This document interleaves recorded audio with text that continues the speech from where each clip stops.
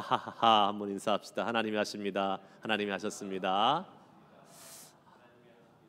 아침이라서 좀 우리 자매님들은 얼굴 보여드리기 좀 싫으시고 막 그러신지 모르겠지만 그래도 이렇게 한 번씩 얼굴 보시고 인사하시고 또 축복하시고 또 예배하시면 은혜가 더 충만하라고 믿습니다. 예. 데일라이트 세이빙이 다시 시작돼가지고 아침이 다시 어두워졌습니다.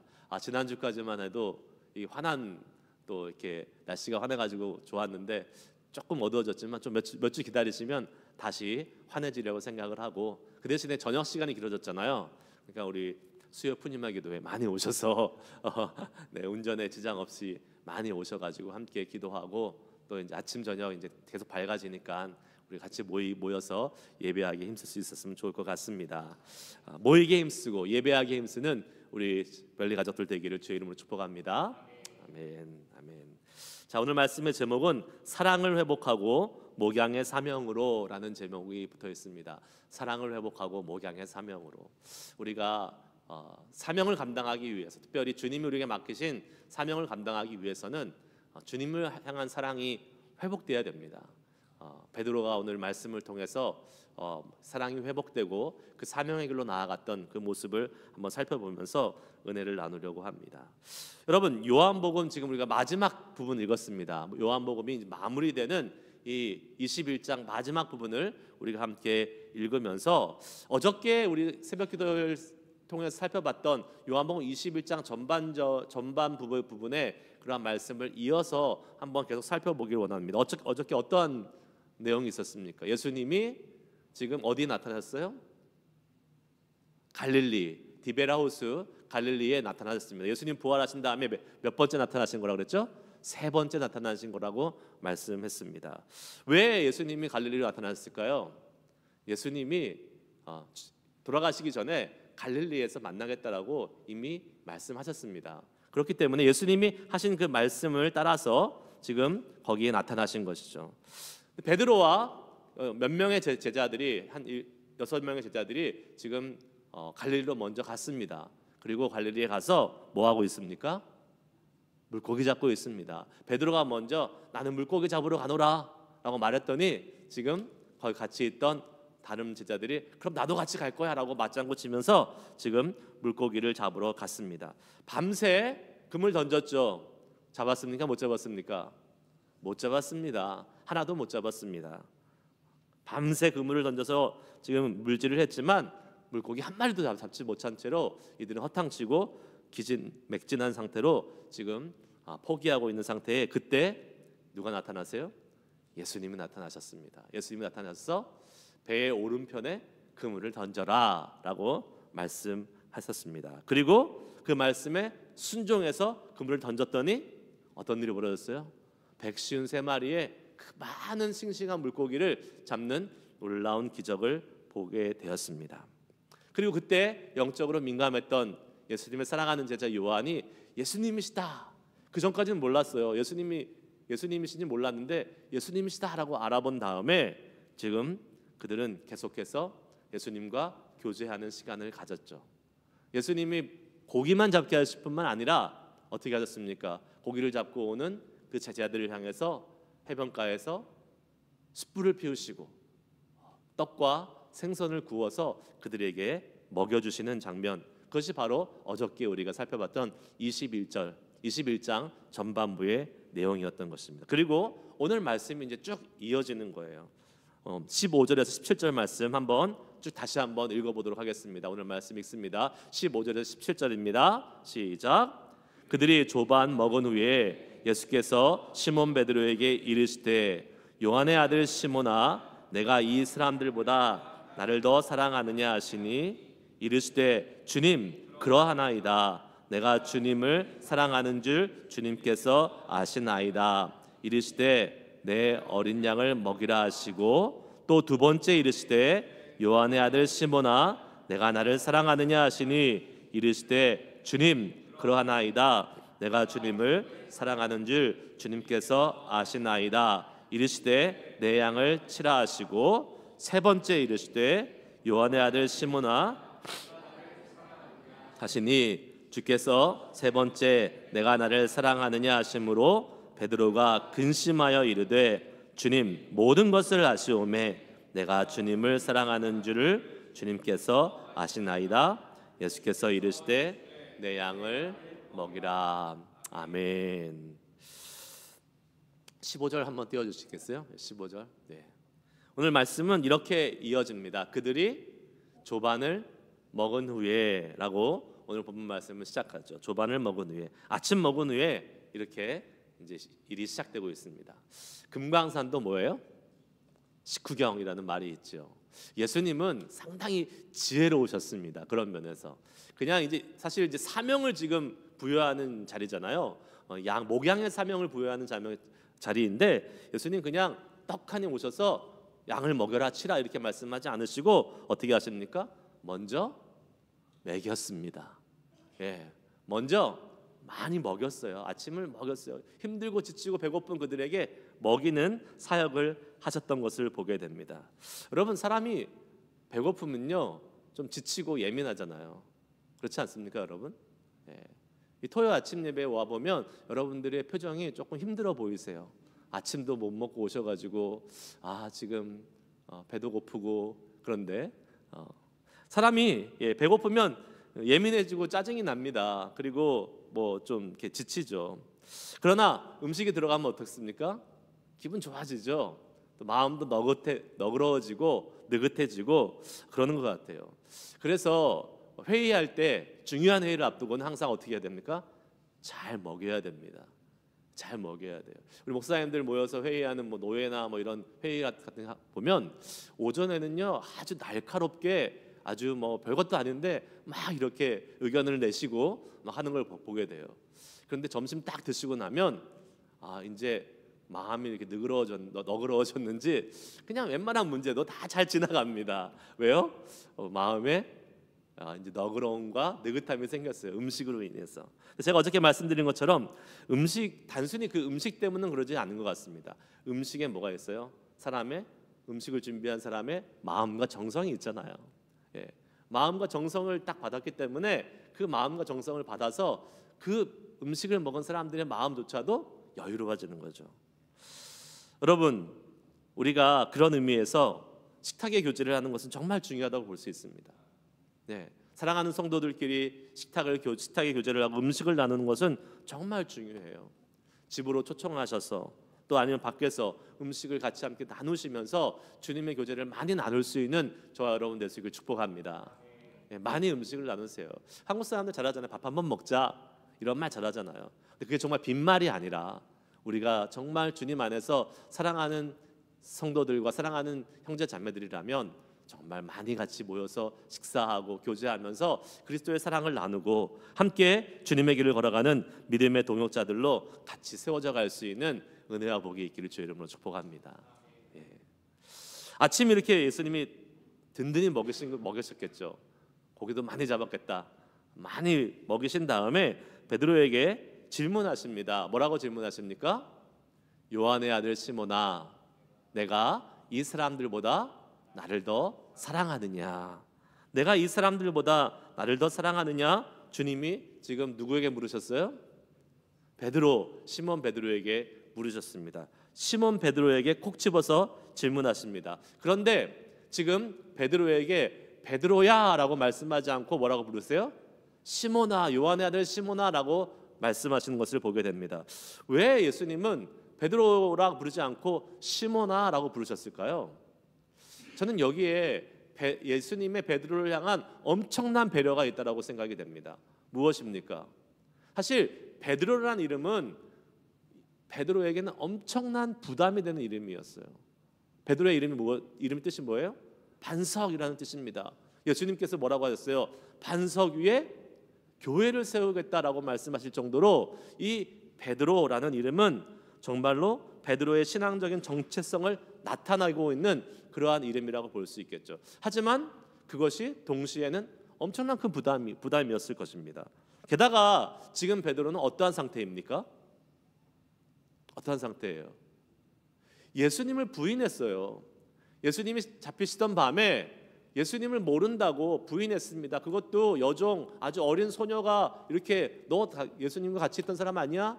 예수라는 사람과 같이 있던 사람 아니야? 라고 했을 때에 그 어린 소녀의 그 한마디의 말에 그냥 무너져 버려서 두려워서 예수님을 부인하고 모른다고 했던 그러한 아주 참 예수님을 볼 면목이 전혀 없는 그러한 상태에 있는 사람이 바로 지금 베드로였다는 것을 볼 수 있습니다.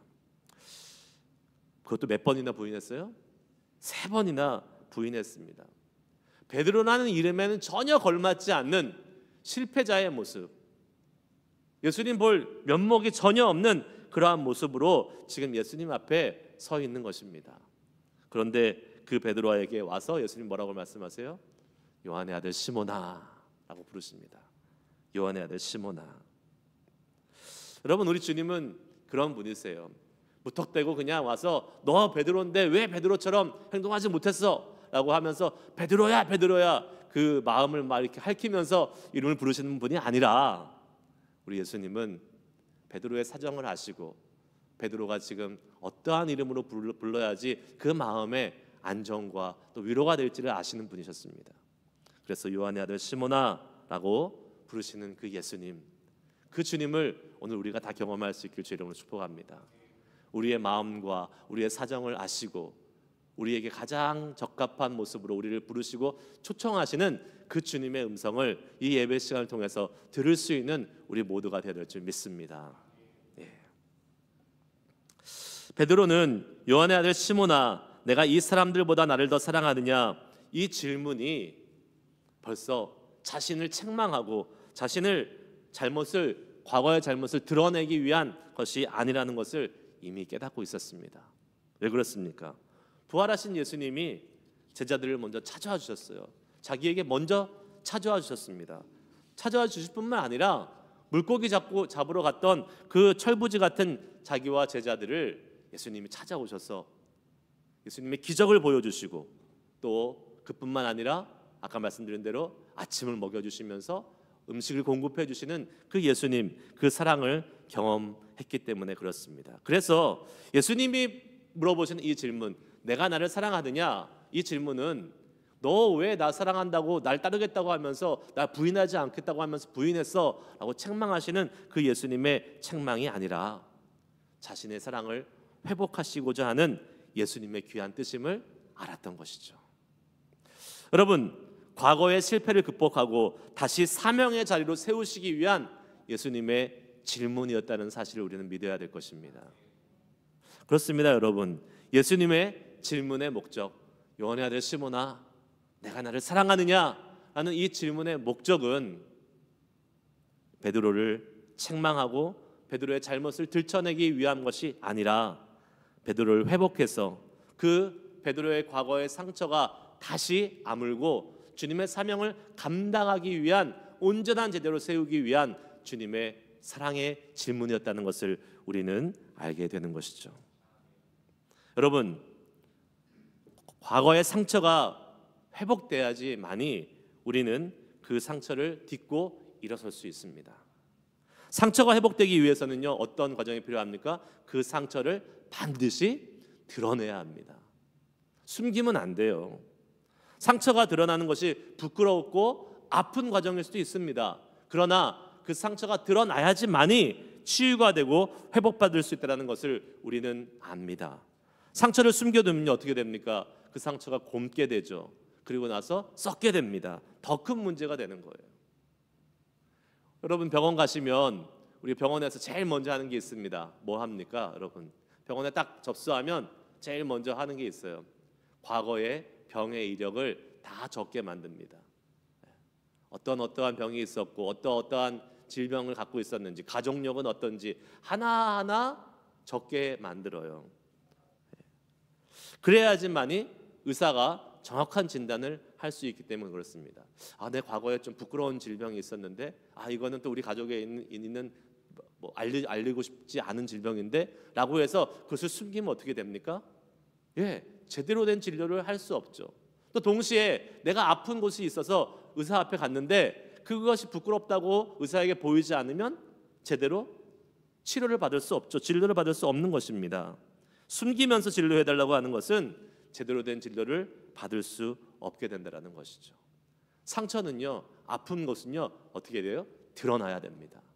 드러나서 치료를 받아야 돼요. 온전한 회복을 위해서는 과거의 잘못이나 상처를 외면하지 않고 어떻게 해야 돼요? 직면해야 됩니다. 예수님이요 왜 3번 질문하셨을까요? 다 아시죠? 우리 많이 들었습니다. 바로 베드로가 3번 부인했던 그 사실을 베드로에게 리마인드 시켜주시는 거예요. 그것을 직면하게 하시는 거예요. 하지만 그 상처를 책망하시기 위한 것이 아니라 그 과거의 상처를 어떻게 해요? 회복하고 치유하기 위한 예수님의 배려요, 예수님의 사랑인 것입니다.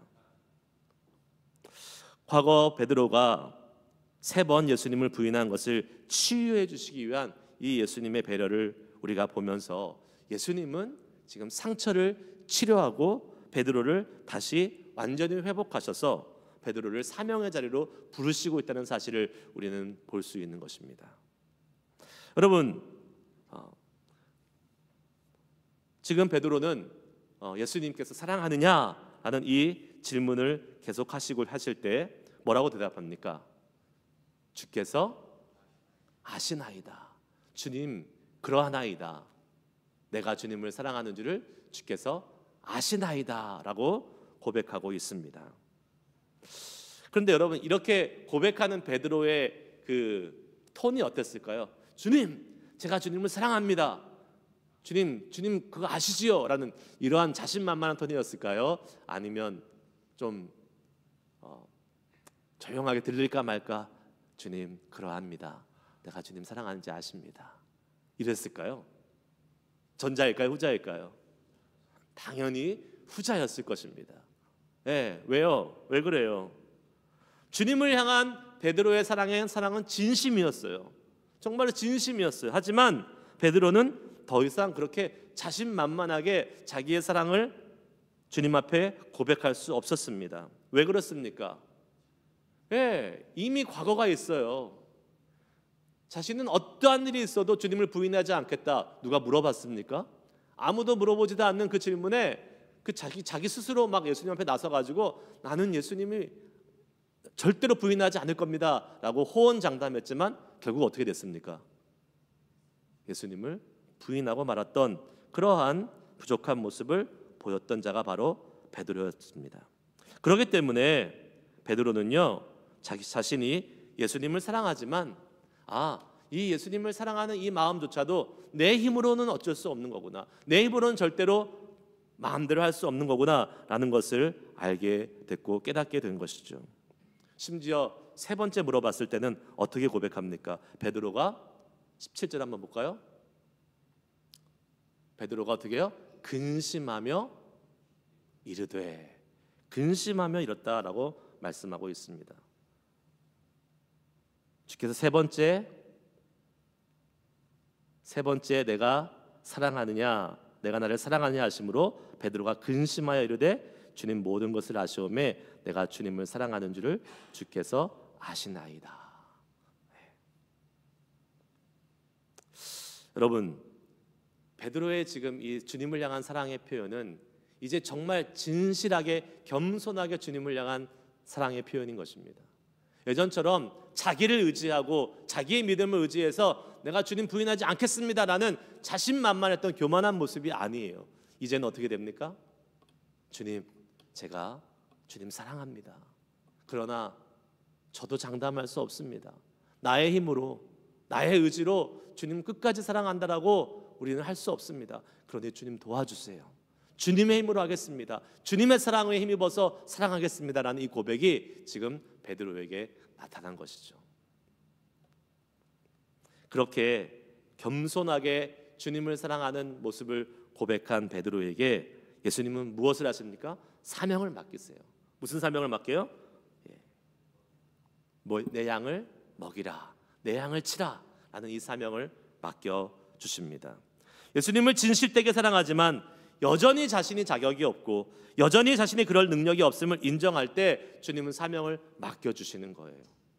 가끔 교회에 보면 나는 이제 이쯤 됐으면 사명을 감당할 수 있는 자격이 되었어 라고 생각하시는 분이 간혹 계십니다. 나는 목자, 나는 순장, 나는 집사, 나는 장로 권사 될 자격이 있어 라고 생각하시는 분들이 있다면 그분은 아직 자격이 안 되는 거예요. 준비가 안 된 거예요. 나의 힘으로 내가 생각하게 할 수 있다고 생각할 때는 그때는 아직 사명을 감당할 때가 안 된다라는 것이죠. 언제입니까? 나는 자격이 없습니다. 나는 부족합니다. 나는 주님의 사랑을 끝까지 어떻게 할 수 있는 그러한 능력이 없는 사람입니다. 그러나 하나님, 그러한 저에게 주님을 사랑합니다 라고 고백하오니 우리를 사용하셔서 주님 인도하여 주시옵소서. 이렇게 고백하는 자가 주님의 사명을 감당할 수 있는 자임을 믿으시길 바랍니다. 네, 그래요. 맞아요. 지금 베드로가 그런 상태가 됐어요. 자신의 실패를 통해서 주님을 온전히 사랑할 수 있는, 진짜 겸손하게 진실되게 사랑할 수 있는 상태가 되자 예수님은 베드로에게 사명을 맡기십니다. 내 양을 먹이라, 내 양을 치라 라고 사명을 허락해 주시는 것이죠. 여러분, 우리가 정말 주님을 사랑한다면, 정말 주님을 사랑한다면 우리가 주님을 사랑하는 헌신의 모습이 나타나야 됩니다. 말로만이 아니라 정말 그 주님을 사랑하는 모습이 삶으로 나타나야 되는 것이죠. 그것이 무엇입니까? 예수님이 사랑하시는, 주님이 사랑하시는 자를 돌보고 섬기는 것으로 나타나야 된다는 것입니다. 맡겨진 사람들을 양육해야 됩니다. 돌봐야 합니다. 그것이 주님을 사랑하는 사람들의 사명인 것이죠. 그 주님이 원하시는 것이에요. 오늘자 생명의 삶 여러분 보시면 맨 뒤에 묵상 에세이에 이런 글이 나옵니다. 한번 제가 읽어드릴게요. 예수님은 베드로에게 처음에 사람을 낚는 어부, 즉 전도자의 소명을 주셨습니다. 그런데 마지막에는 양을 치고 먹이는 양육하는 목자의 사명을 주셨습니다. 어느 것이 더 쉬울까요? 아기를 낳는 것이 쉽습니까? 키우는 것이 쉽습니까? 당연히 키우는 것이 더 어렵습니다. 영혼을 기르고 양육하는 더 힘들고 어려운 소명을 부활하신 예수님은 실패자 베드로에게 주십니다. 주님은 우리가 실패했다고 우리에게서 사명을 빼앗아가지 않으십니다. 오히려 더 중요한 사명으로 두 번째 기회를 주십니다. 부당한 장자권을 빼앗은 야곱에게 믿음의 사람이 될 수 있는 기회를 주셨고, 타락한 삼손에게도 명예회복의 기회를 주셨습니다. 부하를 사지에 몰아놓고 아내와 가늠한 다윗에게도 하나님의 마음이 맞는 사람으로 삶을 마무리할 수 있는 기회를 주셨습니다. 이제 우리는 새로운 소명 앞에서 어떤 태도로 살아가야 될지 결정해야 합니다. 여러분, 겸손하게 주님을 의지하고 사랑할 때에 하나님께서 우리에게 다시 한번 사명을 허락해 주시면 믿으시길 바랍니다. 겸손해야 돼요. 그리고 진실되게 사랑해야 돼요. 베드로에게 다른 것 요구하지 않으셨습니다. 예수님 뭐 물어보셨어요? 내가 나를 사랑하느냐? 내가 나를 사랑하느냐? 그 사랑 하나만 있으면 주님은 우리에게 주님의 사명을 감당할 수 있는 은혜를 주심을 믿으시길 바랍니다. 18절에서 19절 말씀 같이 한번 읽어보도록 하겠습니다. 읽습니다. 시작. 내가 진실로 내게 이르노니 내가 젊어서는 스스로 띠뛰고 원하는 곳으로 다녔거니와 늙어서는 내 팔을 벌리리니 남이 내게 띠띠우고 원하지 아니하는 곳으로 데려가리라. 이 말씀을 하심은 베드로가 어떠한 죽음으로 하나님께 영광을 돌릴 것을 가리키심이로라. 이 말씀을 하시고 베드로에게 이르시되 나를 따르라 하시니. 아멘. 목양의 사명을 주신 예수님, 양을 치라, 양을 먹이라 라는 이 사명을 주신 예수님은 베드로에게 이제 이렇게 말씀하셨습니다. 너가 젊어서는 너가 원하는 곳에 다녔지만 늙어서는 원하지 않는 곳으로 데려가겠다라고 말씀하십니다. 무엇을 말합니까? 네, 우리의 신앙이 어렸을 때에 처음 예수 믿고 이제 우리의 믿음이 연약할 때에는요, 우리가 원하는 것을 하고 싶어 해요. 우리가 원하는 사역을 하고 싶어 해요. 우리가 원하는 사람들하고만 교제하고 섬기고 싶어 합니다. 그러나 신앙이 성숙하고 또 믿음이 자라나면 어떻게 됩니까? 내가 원하는 것이 아니라 누가 원하는 것을 해요? 주님이 원하시는 것을 한다는 거예요. 내가 원하는 사람이 아니라도 주님께서 함께하라고 하는 사람과 같이 함께 협력하고 주의 일을 감당한다라는 것이죠. 그것이 바로 성숙한 사람의 모습이라고 말씀하고 있는 것입니다. 여러분, 우리가 매년 초마다 순모임 이렇게 재편성하잖아요. 그러면 꼭 저한테 목사님 순 좀 바꿔주세요라고 말씀하시는 분들이 계십니다. 올해도 계셨어요. 네. 제비뽑기에서 우리가 정말 공평하게 또 이렇게 편성을 합니다. 그런데 피치 못할 사정이 있어서 꼭 변경해야 될 아주 예외적인 경우가 있기는 해요. 순의 어떠한 균형을 맞추기 위해서. 그런 경우를 말고는 특별한 이유 없이는요, 그냥 우리가 이 제비뽑기로 편성된 이 순을 잘 이렇게 순종하는 마음으로 가서 같이 함께 섬기는 것이 맞습니다. 그런데 본인이 함께 하고 싶은 사람이 있으니까 나는 거기 가서 섬기고 싶다라고 이렇게 꼭 요구하시는 분들이 항상 계세요. 그러나 여러분, 그거는 이것과 똑같습니다. 목사님, 아직 저는 제 신앙이 어린아이와 같아요 라고 이야기하는 것과 똑같아요. 내가 원하는 사람하고만, 내가 좋아하는 사람하고만, 내가 즐겁게 있을 것 같은 곳에서만 같이 함께 하고 싶어하는 그 마음, 그거 아직 어린아이와 같은 마음입니다.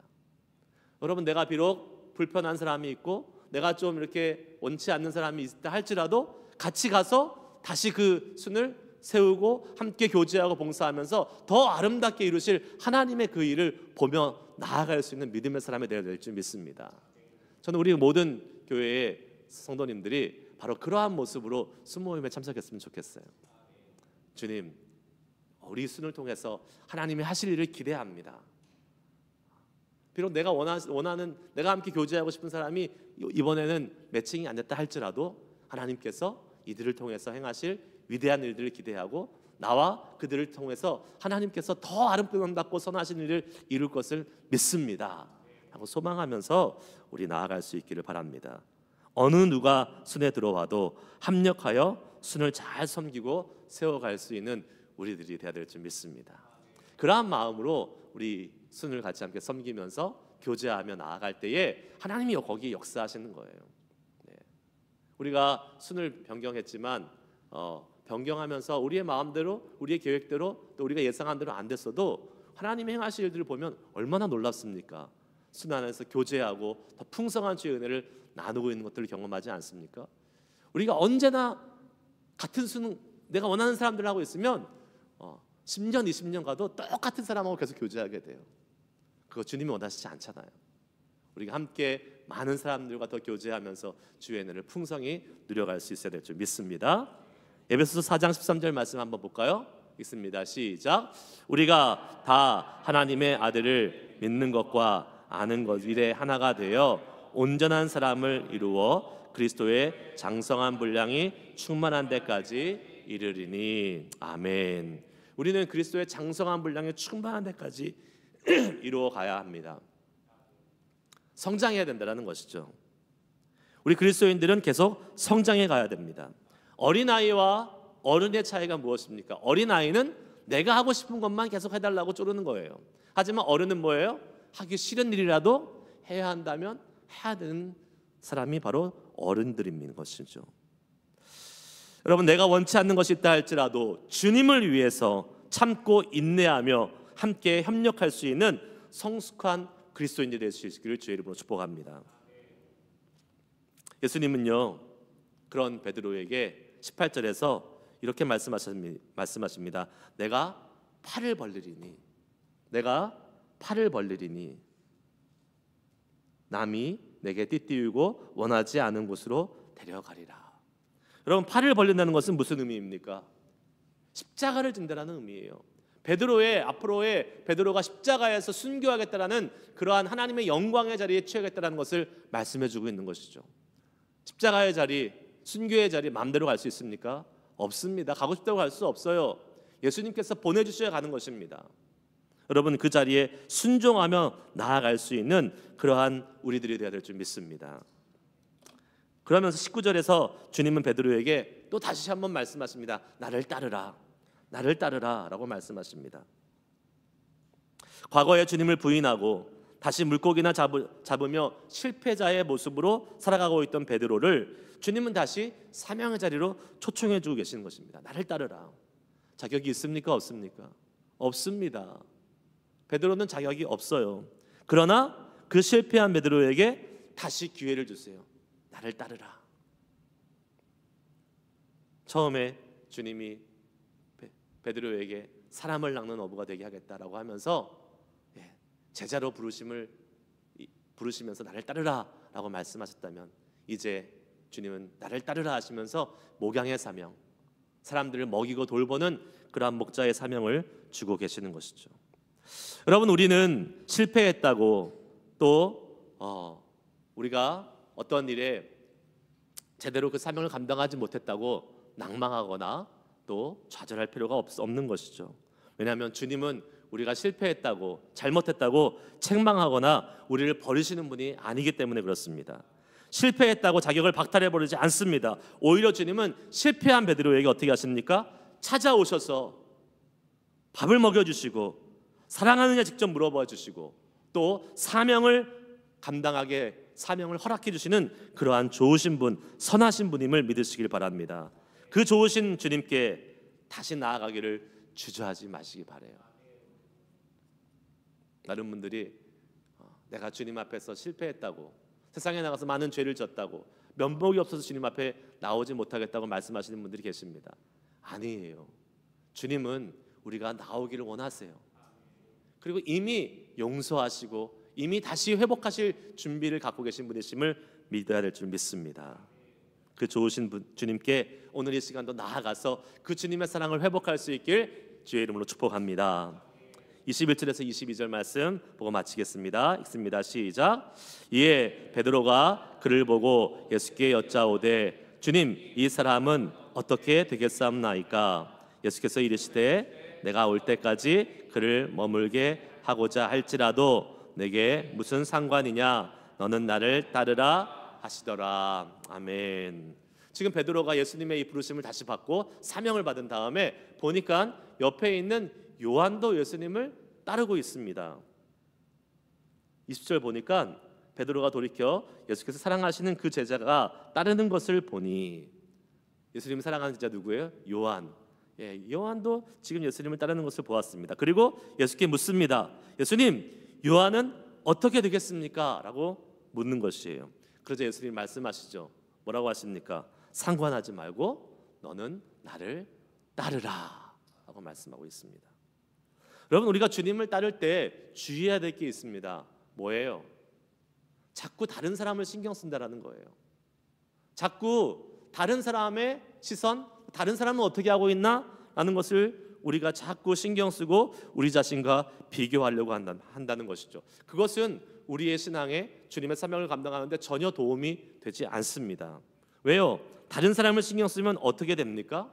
나보다 못한 사람을 보면 어떻게 돼요? 우리가 교만하게 됩니다. 아우, 저것밖에 못하네, 나는 그렇지 않은데 라고 교만하게 돼요. 반대로 나보다 좀 더 열심히 잘 섬기는 자가 있으면 어떻게 됩니까? 주눅들게 됩니다. 거기 그 앞에서 우리가 주눅들어서 또 주저앉게 될 가능성이 높다라는 거예요. 실족할 수 있다라는 것이죠. 주님을 따라가는 우리의 시선은 사람이 아닌 누구에 있어야 됩니까? 우리 주님 예수 그리스도 앞에 고정돼야 될 줄 믿습니다. 내가 무슨 상관이냐? 너는 나를 따르라 말씀하시는 이 주님의 말씀을 듣고 주님께 우리의 시선을 고정하고 나아갈 수 있는 우리 모두가 되어야 될 줄 믿습니다. 그래야 사명 감당할 수 있는 것입니다. 사단은 자꾸 어떻게 만듭니까? 우리를 사람에게 집중하게 만들어요. 다른 사람이 어떻게 하고 있는가 보게 만들어요. 하지만 그 사람이 기준이 되는 것이 아니라 우리를 부르신 그 주님을 향해서 우리의 시선을 고정하고 그 주님을 의지하고 그 주님을 사랑하며 나아갈 때에 우리는 주님께서 맡기신 사명을 잘 감당할 수 있는 주의 사람이 될 수 있을 줄 믿습니다. 말씀 마칩니다. 여러분, 우리는 살아가면서 많은 실패 경험합니다. 우리 인생을 살아가면서 한 번도 실패하지 않으신 분은 없을 거예요. 과거의 실패가 아직도 우리 가운데 상처가 돼서 남아있는 분들도 있습니다. 그러나 여러분, 그 실패와 상처 앞에서 좌절하거나 낙심하지 마시길 바라요. 우리 주님 앞으로 가지고 나오시길 바랍니다. 주님이 그 상처와 그 실패를 회복시키셔서 다시 우리를 사용하고자 하십니다. 우리에게 다가오셔서 사랑으로 우리를 일으켜주시는 주님, 그 주님이 오늘도 우리 곁에 계심을 믿습니다. 그 주님 앞에 나아가세요. 오히려 그 실패가, 오히려 내 안에 있는 그 상처가 주님의 사랑을 더 깊이 경험할 수 있게 만들어 줄 것입니다. 왜요? 실패했음에도 불구하고 우리를 사랑하시고 다시 기회를 주시는 우리 주님이 계시기 때문에 그렇습니다. 그 좋으신 우리 주님을 위해서 그분이 그토록 소망하시고 그분이 그토록 원하시는 내 양을 먹이라, 내 양을 치라 라는 이 목양의 사명을 감당할 수 있기를 원합니다. 여러분, 우리에게 맡기신 양들이 있어요. 나는 순장도 아니고 나는 직분자도 아닌데 맡겨진 사람이 없어요. 아니에요. 여러분들에게 맡겨진 사람이 있습니다. 여러분의 가족들, 여러분의 자녀들, 그리고 여러분들이 복음을 전하고 나아가야 될 사람들, 다 여러분들에게 맡겨진 양들입니다. 주님은 말씀하세요. 그들을 치고 그들을 먹여서 온전한 하나님의 사람으로 세울 것을 우리에게 부탁해 주셨습니다. 그 사명을 잘 감당하기 위해서 우리에게 필요한 것은 뭐예요? 주님을 사랑하는 그 마음 하나입니다. 부족하지만 주님, 제가 주님을 사랑합니다. 그러나 이 사랑조차도 주님이 아니면 감당할 수 없습니다 라고 우리가 주님을 의지하는 마음으로 그 사랑을 온전하게 회복할 때에 우리에게 맡겨주신 이 목양의 사명 잘 감당할 수 있음을 믿고 주님의 사랑으로 더 풍성해지는 우리 모두가 될 수 있기를 주의 이름으로 축복합니다. 찬양 한번 부르시고 함께 기도하시겠습니다.